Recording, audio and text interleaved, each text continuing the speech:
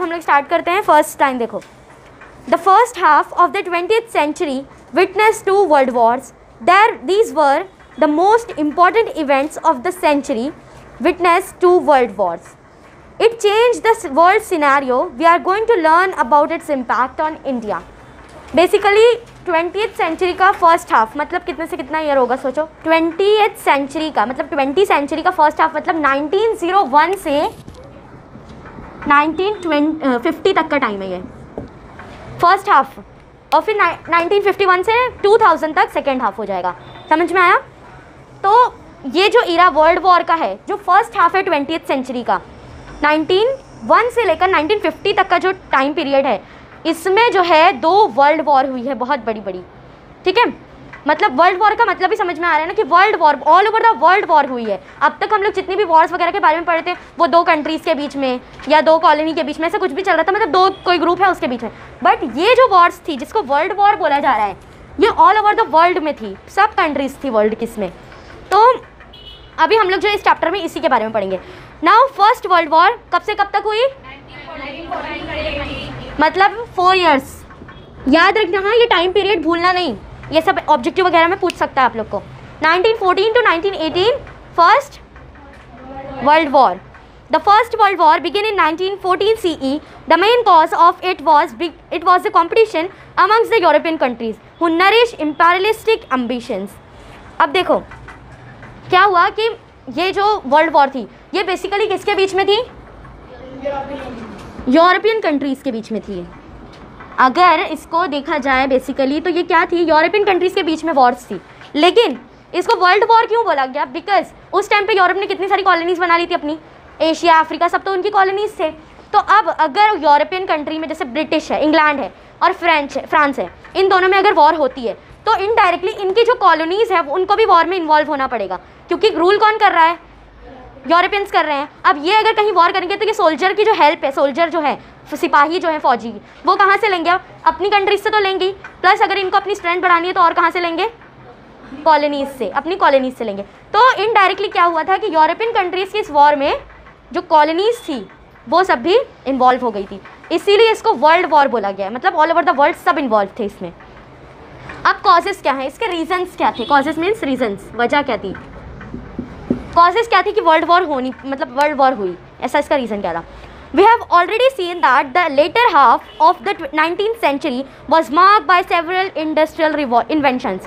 अब देखो first cause क्या है कि हम लोग ने देखे कि 19th सेंचुरी में इंडस्ट्रियल रिवॉल्यूशन आया, स्टीम इंजन, स्टीम बोट, ये सब बनाई गई, प्लस इंडस्ट्रीज़ बन गई, फाइनल प्रोडक्ट्स जो थे वो गुड्स वगैरह कितनी फास्ट बनने लगे, ज़्यादा हो गया, ये एक रीज़न हुआ।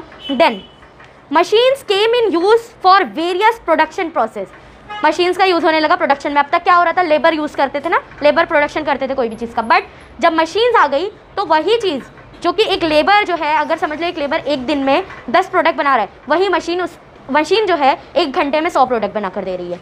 तो ऑफकोर्स चेंजेस आए हैं, सरप्लस गुड हो जाएगा, ये फाइनेंस बढ़ेगा, तो सब चीज़ की ज़रूरत भी ज़्यादा होगी, तो ये एक कॉम्पिटिशन क्रिएट हो गया, है ना। अब एक यूरोपियन कंट्री अगर 100 गुड्स बनाती है और उसको बेचती है तो दूसरी चाहेगी कि मैं 200 बनाकर बेचूं, तीसरी चाहेगी मैं 300 करूं, एक कंपटीशन की सिचुएशन क्रिएट हो गई इनके बीच। Then European countries were now equipped to increase production because of mechanisation. अब जितनी आपके पास मशीन होगी आप उतना चाहोगे ना कि ज़्यादा प्रोडक्शन हो, फ्री तो रहना नहीं है। तो अब वो लोग क्या कर रहे थे? यूरोपियंस ने देखे कि हम लोग कम टाइम में ज़्यादा प्रोडक्शन कर रहे हैं, तो मतलब इन लोग क्या चाहेंगे कि ज़्यादा और प्रोडक्शन होती जाए। जैसे अगर लेबर एक दिन में सिर्फ 10 प्रोडक्ट बना पा रहा है और मशीन 1 घंटे में 100 प्रोडक्ट बना रही है, तो बाकी का जो टाइम है वो टाइम वेस्ट तो नहीं करना है ना, वो टाइम में भी तो प्रोडक्शन होनी चाहिए। तो इसके लिए इन लोग ने क्या करे कि अब इन लोगों को क्या चाहिए था? उसके लिए रॉ मटेरियल। रॉ मटेरियल के लिए बेस्ट सब्स्टिट्यूट क्या था? कॉलोनीज़। तो कॉलोनीज़ बनने लगी, कॉलोनीज़ को लेकर कंपटीशन हो गए हर यूरोपियन कंट्री के बीच, मेरी इतनी कॉलोनी तो उसकी इतनी, सबकी बढ़ने लगी। एक रीज़न ये हो गया कि इन लोग में एक कंपटीशन हो गया मैकेनाइजेशन की वजह से, मशीन्स की वजह से। They needed more raw material to match the quantitative increase in production and more market to sell their surplus product as well. As I told you कि जब प्रोडक्शन फास्ट हुई तो उनको ज़रूरत पड़ी रॉ मटेरियल की। रॉ मटेरियल ज़्यादा तो हो गया, लेकिन अगर आपके पास प्रोडक्ट 2000 है और ख़रीदने वाले सिर्फ 1000 लोग हैं आपके पास, आपकी कंट्री में, तो आप कोई और जगह ढूंढोगे ना, उसको बाकी का जो आपका 1000 बचा है उसको बेचने के लिए कोई और जगह चाहिए आपको। और उसके लिए बेस्ट ऑप्शन क्या थे? कॉलोनीज। तो बेसिकली क्या हुआ? कॉलोनाइजेशन स्टार्ट हुआ उससे, ये एक रीज़न बना। Then imperialistic European nations begin to search for newer lands to meet these needs। अभी तक ये सब पता है, ये जो नीड्स है, रॉ मटेरियल, कॉलोनीज, ये सब जो नीड्स है ना सरप्लस गुड के लिए, ये कब नीड्स स्टार्ट हुई है? और जब इनका एशिया और अफ्रीका पर कंट्रोल हो चुका है, उसके बाद, इतना कंट्रोल होने के बाद अभी भी इनको ज़रूरत है और रॉ मटेरियल और लैंड की, जिसमें भी अपना सामान बेच सकें। मतलब सोचो कितना प्रोडक्शन बढ़ चुका है, इसके लिए तो ज़रूरत पड़ी ना और एरियाज़ वर्ल्ड में डिस्कवर करना है। तो ये लोगों ने क्या किया, और ज़्यादा लैंड अब ढूंढने के लिए निकले। एशिया और अफ्रीका तो हो चुका है इनका, ओके, लेकिन अभी जो है और भी लैंड जो वर्ल्ड में अभी जो कुछ बचा कुछ है वो सब भी लेने जा रहे हैं। क्यों? इनको अपना सरप्लस गुड जो है, जो एक्स्ट्रा है, वो माल बेचना है, रॉ मटेरियल कलेक्ट करना है वहाँ से, ठीक है। Keeping this in view this would often create war like situation among them. अब डेफिनेटली जब एक यूरोपियन कंट्री जो है वो अपनी उसको जैसे मान लो अगर एशिया और अफ्रीका में उनका कंट्रोल था, ठीक है, अब समझ लो कोई एक छोटा सा लैंड है, एग्जाम्पल के तौर पे ले लेते हैं जापान, ठीक है, एग्जाम्पल है, हाँ, अगर जो समझ लो जापान का जो एरिया है वो अभी कोई भी कंट्री की कॉलोनी नहीं बना, यूरोपियन कंट्री की, और फिर यूरोपियन कंट्री क्या कर रही है, अभी जैसे यहाँ पर आ गए सबसे पहले ब्रिटिशर्स, ठीक है, ब्रिटिशर्स आए, उन्होंने जापान को अपनी कॉलोनी बना लिया, उनका देखा देखी फ्रेंच भी आ गए, वो लोग भी सोच रहे हैं कि यही एरिया उनका हो जाए, फिर इनका देखा देखी डच आ गए, ऐसे मतलब सब एक के बाद एक आते जा रहे हैं। लेकिन अब क्या हो रहा है, इनमें एक वॉर्स लाइक सिचुएशन हो रही है कि हर कोई इसी एरिया को लेने के लिए आया है, समझ में, सबको लैंड चाहिए ना, तो वो चाहेगा कि मैं इसको हरा कर ये सोचेगा कि मैं इसको हरा कर ये लैंड ले लूँ, डच सोचेंगे कि हम फ्रेंच को हरा कर ये लैंड ले लें, फिर स्पेनिश आएंगे वो सोचेंगे कि हम लोग डच को हरा कर ले लें, ऐसे सब अपना अपना एक वॉर लाइक सिचुएशन है। अभी वॉर हो नहीं रही है, सिर्फ एक सिचुएशन है वॉर लाइक, ओके, सारे कॉजेज कंप्लीट हो जाते हैं। देन नेक्स्ट पैराग्राफ देखो, the countries like England, France, Russia, Portugal, Holland, Belgium etcetera had already expanded their empires in Africa and Asia. मैंने बताया था ना, इनकी कॉलोनीज एशिया और अफ्रीका पे बनने के बाद अब इनको न्यू लैंड्स चाहिए, ठीक है। तो यहीं पे बताया कि ये लोग जो इतनी सारी कंट्रीज थी, इन लोग ने ऑलरेडी अपना एम्पायर बना चुके थे, कहाँ पर?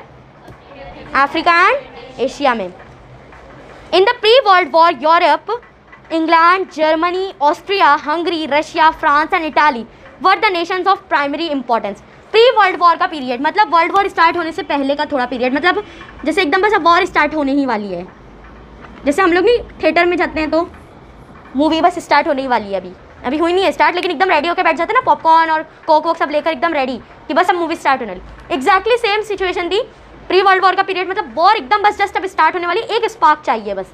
जैसे जब वेपन देखो, जहाँ हथियार जब जमा किए जाते हैं, जहाँ बॉम्ब्स होते हैं स्पेशली, तो बॉम्ब्स ऐसे रखे रहो तुम, सालों तक रखे रहो, कुछ नहीं होगा बॉम्ब्स को, बट गलती से भी अगर एक चिंगारी भी उसमें चली जाती है तो क्या होगा? ब्लास्ट हो जाएगा, पूरा विस्फोट हो जाता है। तो वो एक स्पार्क की जो ज़रूरत थी, वहाँ यहाँ पर यही सिचुएशन है कि वर्ल्ड वॉर की पूरी सिचुएशन क्रिएट है, एकदम कंट्रीज रेडी हैं, वेपन रेडी है, आर्मी रेडी है, सब कुछ एकदम तैयार है वॉर करने के लिए, बस एक छोटा सा स्पार्क चाहिए, और वो स्पार्क कैसे मिला वो भी पता चलेगा अभी। अमंग देम राइवल ग्रुप्स, अब देखो ये जो कंट्रीज़ के नेम है सारे अंडरलाइन कर लो, इंग्लैंड, जर्मनी, ऑस्ट्रिया, ये ऑस्ट्रिया है, हाँ देखो कंफ्यूज मत होना, ऑस्ट्रिया एंड ऑस्ट्रेलिया।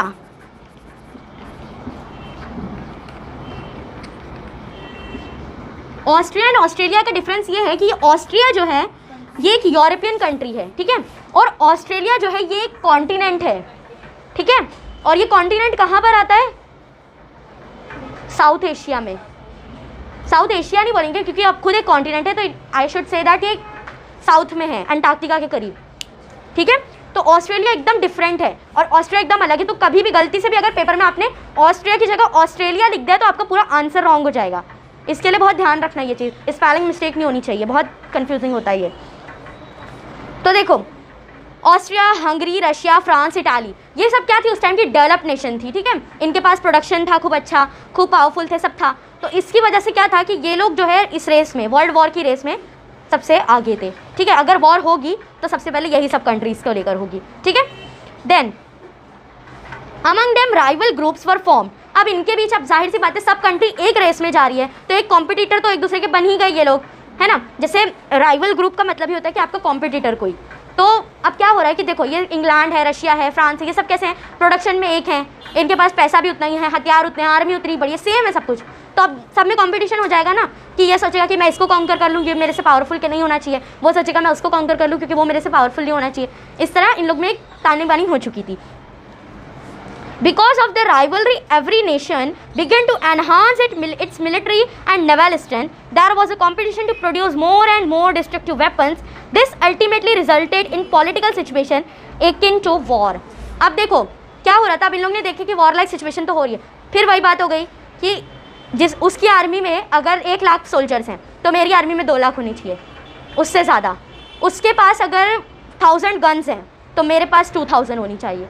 ऐसे मतलब उसके पास अरे ये हथियार, ये तो नया हथियार, तो हम लोग कुछ नया हथियार बना लेंगे एकदम, मतलब उससे भी ज़्यादा बढ़ना है। अभी वॉर नहीं करना, सिर्फ अपने हथियार बढ़ाते जा रहे। एक मतलब एकदम बोलते हैं ना वॉर, बस मैंने बोला ना कि सिर्फ एक स्पार्क चाहिए वॉर करने के लिए, बाकी सब एकदम रेडी है, बस एक स्पार्क मिल जाएगा, वॉर अपने आप स्टार्ट हो जाएगी। देन क्लियर इधर, ये सब कॉजेज थे इसके, ठीक है, वर्ल्ड वॉर के। क्लियर? Any doubt? कुछ है तो क्वेश्चन पूछ लो। ये भी कॉजेज है? हाँ हाँ, इसको भी कॉज में ही गिनोगे तुम। यहाँ से ही टिक मार्क कर लो, in the pre world war, वहाँ से एंड तक में कॉजेज ही हैं सारे, ठीक है? क्लियर? नाउ अभी तो आप लोग ने देखे सिर्फ कॉजेज क्या थे, अब इमीडिएट कॉजेज। इमीडिएट कॉजेज को अगर मैं किसी दूसरे वर्ड में बोलूँ तो जितनी देर से मैं बोल रही हूँ स्पार्क, एक स्पार्क था बस। ये इमीडिएट कॉजेज मतलब कोई चीज़ के आप रेडी रहते हो करने के लिए, बट क्या होता है कि आपको एक कोई पुशअप चाहिए होता है किसी से, है ना। जैसे अगर आप कोई कंपटीशन में पार्टिसिपेट किए हो, फर्स्ट टाइम स्टेज पर जाना है, आप बहुत डर रहे हो क्या करूँ, कैसे जाऊँ, एकदम पैर काँप रहे हैं, हाथ उंगलियाँ फोड़ी जा रही है, सब चल रहा है। आपको अचानक से पीछे से आपकी कोई फ्रेंड या आपकी कोई टीचर आई और आप जो है जा नहीं रहे और वो आपको पीछे से आके धक्का मार दी स्टेज पर।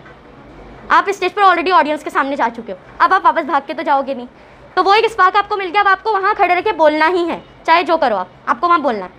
दैट्स सेम यही रीज़न था कि सब कुछ रेडी है, बस एक स्पार्क चाहिए था। इमीडिएट कॉज मतलब एकदम अचानक से ऐसा क्या हो गया कि वॉर स्टार्ट होने लगी, तो अब वो इमीडिएट कॉज क्या है देखो। हाँ, एकिन का मतलब होता है सिमिलर, वॉर की जैसी कंडीशन थी ना, एकिन टू वॉर यानी सिमिलर टू वॉर, वॉर जैसा सब कुछ हो चुका है। The Austrian Prince arc Duke Franz Ferdinand, नाम याद रखना, अंडरलाइन भी कर लो इसको, इंपॉर्टेंट है, and his wife were assassinated in Serbia by a Serbian maniac. अब देखो ये था इमीडिएट रीज़न क्यों वर्ल्ड वॉर स्टार्ट हुई। ऑस्ट्रियन प्रिंस था, क्या नाम था इसका? ये जो प्रिंस फर्डिनेंड था, कहाँ का प्रिंस था? कहाँ का? ऑस्ट्रिया। किसने ऑस्ट्रेलिया बोला? गुड। अब देखो प्रिंस फर्डिनेंड जो था ये ऑस्ट्रिया का प्रिंस था। ये प्रिंस और इसकी वाइफ जो थी, इन दोनों को सर्बिया में, सर्बिया भी एक कंट्री है, ओके, सर्बिया में इन्हें असैसिनेट किया गया, मार दिया गया। और किसने मारा? सर्बियन मैनियाक ने। मैनियाक कौन होते हैं? जो डाकू होते हैं ना, रास्ता चलते किसी को भी लूट लेते हैं, मार देते हैं, ये वो होते हैं मैनियाक। तो क्या हुआ एक्चुअली कि प्रिंस फर्डिनेंड और उसकी वाइफ को जो सर्बियन मैनियाक थे उन लोग ने मार दिया, असैसिनेट कर दिया। अब क्या हुआ देखो, इन Austria people believe that this whole act was man overed by the Serbian kingdom। मतलब कि अब क्या हुआ, एक्चुअली मैनियाक जो होते हैं ये डाकू होते हैं, ठीक है, गवर्नमेंट भी इन पर कोई कंट्रोल नहीं कर पाती है, ये लोग इलीगल रहते हैं ना, सब इन लोगों के पास इलीगल वेपन होते हैं, किसी को भी चलते चलते लूट लेते हैं, ये सब इन लोगों का काम होता है। अब इन लोग ने जब प्रिंस और उसकी वाइफ को मार दिए, ऑस्ट्रिया के प्रिंस फर्डिनेंड और उसकी वाइफ को जब मार दिया, तो सर्बिया के जो सर्बियन मैनियाक ने मारा, तो ऑस्ट्रिया के जो लोग थे, ऑस्ट्रियन प्रिंस था ना ये, तो ऑस्ट्रिया के लोगों ने ये सोच लिया कि ये जो सर्बिया में उनके प्रिंस को मारा गया है वो एक्चुअली सर्बियन किंगडम से हुआ है, मतलब उसके राजा ने करवाया है। ऐसा है ऑस्ट्रियन लोगों का मानना था कि जो उनके प्रिंस की डेथ हुई है वो कोई एक्सीडेंटल डेथ नहीं है, मतलब कोई एक्सीडेंट नहीं था, कोई मैनियाक ने नहीं, बल्कि ये जो सर्बिया की किंगडम है, जो उसके किंग वगैरह हैं, उन लोग ने प्लान करके ऑस्ट्रिया के प्रिंस को मार दिए। ऐसा ऑस्ट्रियन पीपल, जो ऑस्ट्रिया के लोकल लोग थे, वो सोच रहे थे। बस अब यही एक रीज़न बन गया, एक स्पार्क यही बना कि 2 कंट्रीज, अभी सब रेडी था, मैंने बताया ना, रेडी था, बस एक स्पार्क चाहिए, तो वही स्पार्क था, वो कौन था? ऑस्ट्रियन प्रिंस की death. Then hence Austria called a war against Serbia. अब क्या हो गया, प्रिंस को मारा उनके, तो ऑस्ट्रिया ने क्या किया, सर्बिया के अगेंस्ट वॉर अनाउंस कर दी। देखो क्लियर हुआ, देखो भूलना नहीं कौन ने किसके अगेंस्ट वॉर की है। स्टार्टिंग कैसे हुई? ऑस्ट्रिया से। ऑस्ट्रियन प्रिंस को सर्बियन मैनियाक ने मार दिया, ठीक है। और जब सर्बियन मैनियाक ने ऑस्ट्रियन प्रिंस को मारा तो ऑस्ट्रिया के लोगों ने ये सोचा कि उनके प्रिंस को मारने में सर्बिया के जो किंगडम है उनका हाथ है, किंग वगैरह का। तो इसके लिए ऑस्ट्रिया ने सर्बिया के अगेंस्ट वॉर अनाउंस कर दी, ठीक है। अब ऑफिशियली वॉर अनाउंस हो चुकी है। अब हम लोग आते हैं वर्ल्ड वॉर के अंदर, ठीक है। क्लियर? Any doubt? नहीं ना? देखो अभी Russia came in to help Serbia. अब देखो कौन किसकी हेल्प कर रहा है ये भी याद रखना बहुत ज़रूरी है, कंफ्यूजन नहीं होना चाहिए। ऑस्ट्रिया एंड दूसरा कौन सा है? सर्बिया, ठीक है। अब देखो सर्बिया की हेल्प करने कौन आया? रशिया, ठीक है। अब इस जगह पर कौन हो गए? 2 हो गए, और यहाँ पे अभी अकेला ऑस्ट्रिया लड़ रहा है, ठीक है। Then 2 distinct groups of European nations were form. 2 group बन गए। अभी तो इसके साथ कोई आया नहीं है, बट अच्छा जैसे जैसे वॉर बढ़ेगी इसके साथ भी कुछ मिलते जाएंगे, कुछ इसके साथ मिलते जाएंगे, और इस तरह क्या हो जाएगा, 2 ग्रुप बन गए। और अब वॉर बाकायदा एकदम ऑफिशियली अब वॉर होगी अच्छे से 2 ग्रुप में बराबर बराबर में। तो देखो अभी 1 group supporting Austria and another supporting Serbia. अभी और भी बहुत सारी कंट्रीज इसमें ऐड हो चुकी हैं, ठीक है। अब देखो एक ग्रुप किसको सपोर्ट कर रहा है? दूसरा, एक सर्बिया को सपोर्ट कर रहा है तो दूसरा ऑस्ट्रिया को सपोर्ट कर रहा है। Then Austria and Hungary were trying to suppress Serbia and Germany was on their side. यानी कि ऑस्ट्रिया और ऑस्ट्रिया के साथ अभी एक और कौन मिला? हंगरी। नहीं भूखा नहीं है ये, इसका नाम ही हंगरी है।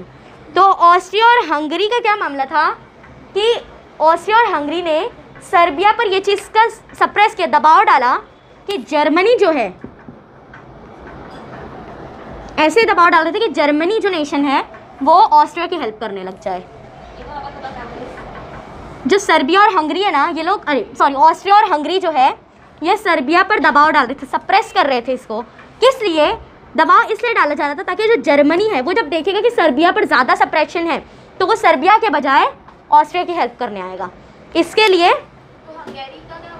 हंगरी तो आया था ऑस्ट्रिया की हेल्प करने, तो ये भी अब ऑस्ट्रिया के साथ मिलकर सर्बिया को सप्रेस कर रहा है, ठीक है। अब जर्मनी जो है, अब इन लोग को क्या चाहिए था? जर्मनी, क्योंकि जर्मनी उस टाइम पे, हाँ देखो सर्बिया की, ऑस्ट्रिया और सर्बिया के बीच में वॉर हो गई है ना।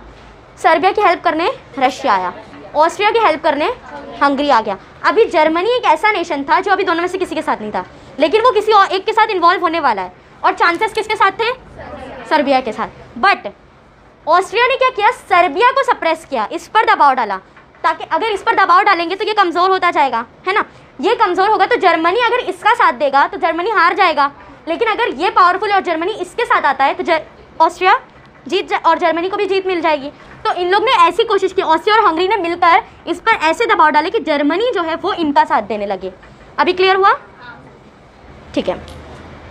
अब देखो अभी लेकिन क्लियर नहीं है कि जर्मनी किसके साथ गया, अभी इतना क्लियर नहीं है, अभी देखते जाओ। नेक्स्ट आता है Belgium had a neutral policy. Belgium again 1 country. Belgium ने क्या किया? ये न्यूट्रल था। न्यूट्रल मतलब कहीं का नहीं, इसको किसी से कोई लेना देना नहीं था। इसका बेल्जियम का ऐसा मानना था कि भाई ऑस्ट्रिया जीते या सर्बिया जीते मुझे कोई प्रॉब्लम नहीं है, वो जो जीतेगा मैं उसके साथ हूँ, ऐसा वाला मामला है, ठीक है। अब देखो नेक्स्ट क्या हुआ। Germany attack Belgium and establish their supremacy there. England stood up with Belgium and called a war against Germany. Now अब हाँ यहाँ तक अभी देखो क्या हुआ। ये न्यूट्रल था, इसको ना इसके साथ जाना था ना इसके साथ जाना था, ये दोनों में से किसी के भी साथ नहीं है। लेकिन अब अगर वॉर की सिचुएशन है उसमें अगर आप बोलते हो कि मैं पीसफुल रहना चाहती हूँ तो आप रह पाओगे?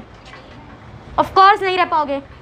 जर्मनी ने जब देखा कि बेल्जियम न्यूट्रल पॉलिसी ले रहा है, मतलब किसी का भी नहीं है, तो जर्मनी ने बोला जब तू किसी का नहीं तो तू मेरा। जर्मनी ने क्या किया? बेल्जियम पे अटैक किया और बेल्जियम को कॉन्कर कर लिया अपने कंट्रोल में। अब बेल्जियम पे किसकी सुप्रीमेसी आ गई? समझ में आया? बेल्जियम किसके कंट्रोल में चला गया? जर्मनी के। अब बेल्जियम जब जर्मनी के कंट्रोल में गया तो बेल्जियम को सपोर्ट करने कौन खड़ा हुआ? इंग्लैंड। मैंने पहले ही बताई थी, थोड़ा कंफ्यूजिंग है बहुत ध्यान से समझना इसको, डोंट वरी, मैं फिर से रिपीट करूँगी तो तुम लोग को समझ में आ जाएगा। देखो क्या हुआ, सबसे पहले फिर से एक बार बोल रही हूँ, आप ध्यान से सुनो, ठीक है। 2 ग्रुप बन गए थे, अभी ये स्टोरी नहीं बताऊंगी क्यों हुआ था, ठीक है, ये तो समझ में आ गया ना, वो प्रिंस को मर्डर कर दिए थे असैसिनेट के, इससे दोनों में वॉर हो गई। अब जब ऑस्ट्रिया और सर्बिया में वॉर हुई तो सर्बिया को सपोर्ट करने रशिया आगे बढ़ा, ऑस्ट्रिया को सपोर्ट करने हंगरी आगे बढ़ा। ऑस्ट्रिया ने जर्मनी के लिए किसको सप्रेशन किया, सर्बिया को। देन उसके बाद ये स्टोरी यहीं पर रुक गई, ठीक है। फिर क्या हुआ, बेल्जियम न्यूट्रल था, ना यहाँ का ना वहाँ का, उसको किसी से कोई लेना देना। तो जर्मनी ने क्या किया, बेल्जियम पे अटैक किया और बेल्जियम को अपने कंट्रोल में कर लिया। बेल्जियम पे अब जर्मनी की सुप्रीमेसी आ गई। तो जब इंग्लैंड ने देखा कि बेल्जियम जो है वो बेचारा जो है गेहूं के साथ घुन वाला हिसाब है ये, कि वो इसमें इन्वॉल्व था नहीं, न्यूट्रल है, बट स्टिल उसको अब क्या हो रहा है, जर्मनी की सुप्रीमेसी में आ गया, मतलब ऑटोमेटिकली वो वॉर में आ चुका है। तो इंग्लैंड ने किसको सपोर्ट किया, समझ में आया अभी। देखो अभी, अब देखो इतना सब होने के बाद अब 2 ग्रुप बन गए हैं, ठीक है। अब जाहिर सी बात है, आप वॉर करोगे तो आपके अपोनेंट कोई होना चाहिए ना। अगर आपका अपोनेंट ही नहीं है तो आप किससे वॉर करने वाले हो, अपने आप से। नाउ लिसन, 2 ग्रुप बने, देखो अभी इधर बुक में देखो। Now Germany, Austria, Turkey, Bulgaria known as Central Powers were on one side and England, France, Russia known as Allied nations were on the other. World war जो हुई, ये देखो, ये वर्ल्ड वॉर 1 में 2 ग्रुप थे, central powers and allied nations. Central power में कौन कौन था, Germany, Austria, Turkey, it's Bulgaria,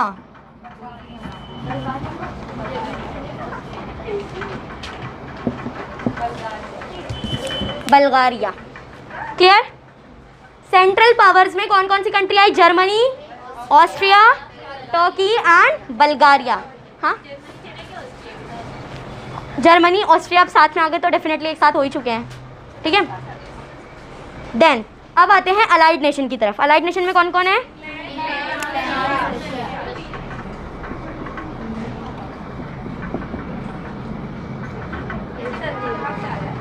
हाँ, वर्ल्ड वॉर चल रही है बहनों, तो वर्ल्ड वॉर में टर्की नहीं हो ऐसे कैसे चलेगा। टर्की तो एशिया का वो है ना, एशिया माइनर। स्टार्टिंग में मैंने बताया था तुम लोग को, रोडवे कहाँ से जाता है। तो अगर टर्की ही वॉर में नहीं रहेगा तो टर्की तो बेचारा मर जाएगा इन लोग के बीच में। टर्की को भी तो अपने आप को बचाना है ना, तो टर्की को तो वॉर में उतरना है। अलाइड नेशंस में कौन कौन आ गया, England, Russia, clear, any doubt. Allied nation यानी जोड़कर, मतलब कैसे, ये सब सेंट्रल पावर से, इनके पास कैसे ना पहले से ही मतलब सब चीज़ रेडी है अभी वॉर के लिए, सब कुछ। अलाइड नेशन से क्या था, ये लोग सब मिल गए थे तो इनकी आर्मी पावरफुल हो गई है, समझ में। इंग्लैंड, फ्रांस, रशिया तीनों मिलकर एक पावरफुल आर्मी बनाकर लड़ रहे हैं। ये लोग पहले से ही पावरफुल हैं, इनको अभी मिलने की ज़रूरत नहीं, सेंट्रल पावर में है, इनको जब जिससे जो लड़ना होगा लड़ेंगे। बट अभी स्टिल ये सब क्या है, एक ग्रुप में लड़ रहे हैं। वर्ल्ड वॉर हो रही है ना, तो वर्सेस वाला हिसाब है, ठीक है। अभी समझ में आया कौन से नेशन में कौन कौन था। Then later Italy join the allied powers. इसको और किसने ज्वाइन किया, इटाली ने, ठीक है। एक और कंट्री इसमें ऐड हुई बाद में, हाँ। और in the last stage of the war America join, एकदम जब वॉर खत्म होने वाली थी ना तो फिर अमेरिका आया, समझ में आया। मतलब रिव्यू दूं, देखो मुझे पता था आज मुझे बहुत समझाना पड़ेगा तुम लोग को। देखो सबसे पहले ऑस्ट्रिया और सर्बिया में वॉर हुई, ठीक है। ऑस्ट्रिया की हेल्प करने के लिए आगे आया हंगरी, सर्बिया की हेल्प करने के लिए आगे आया रशिया, ठीक है। इतना क्लियर हुआ। देन ऑस्ट्रिया और हंगरी जो थे वो मिलकर सर्बिया पर दबाव डाल रहे थे, किस चीज़ के लिए, जर्मनी को ये बात कंफर्म करने के लिए कि जर्मनी जो है वो ऑस्ट्रिया की हेल्प करे, ठीक है। फिर क्या हुआ, बेल्जियम, बेल्जियम क्या था, न्यूट्रल था, ना इसका ना उसका। तो जर्मनी ने क्या किया, उस पर अटैक किया और कॉन्कर कर लिया। अब बेल्जियम पर किसकी सुप्रीमेसी आ गई? सुप्रीमेसी किसकी आई? जर्मनी की। जब जर्मनी ने बेल्जियम को अपने कंट्रोल में कर लिया तो इनडायरेक्टली बेल्जियम वर्ल्ड वॉर में इन्वॉल्व हो चुका है, ठीक है। तो बेल्जियम के लिए कौन खड़ा हुआ? इंग्लैंड। इंग्लैंड ने बेल्जियम को सपोर्ट किया। लेकिन बेल्जियम को कॉन्कर नहीं कर पाए थे ना, इंग्लैंड फिर आके बचा लिए थे। हो गया था कॉन्कर। सपोर्ट कर रहे हैं ना, मतलब बचाने की कोशिश कर रहे हैं बट बचा नहीं पा रहे हैं। देन फिर क्या हुआ? दो ग्रुप बन गए, पहला, दूसरा अलाइड नेशन। सेंट्रल पावर में कौन कौन था? समझ में आ रहा है? और अलाइड नेशंस में बाद में इटाली और अमेरिका। अमेरिका तो एकदम एंड में इसमें शामिल हुआ है, मतलब उंगली कटा के शहीदों में नाम लिखाने के लिए, ठीक है। वही है, अमेरिका बहुत एंड में, इसीलिए अमेरिका को बहुत कम जो है लॉस हुआ था।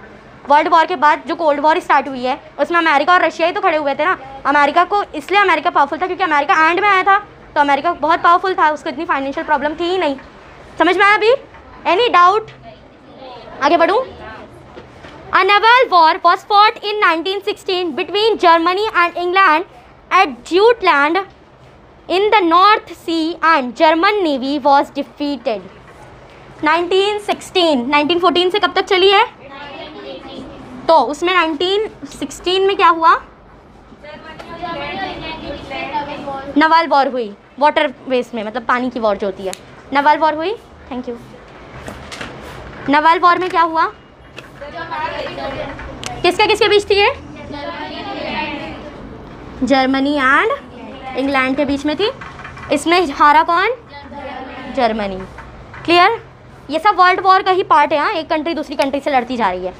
जर्मनी इंग्लैंड के बीच में वॉर हुई और जर्मनी हार गया।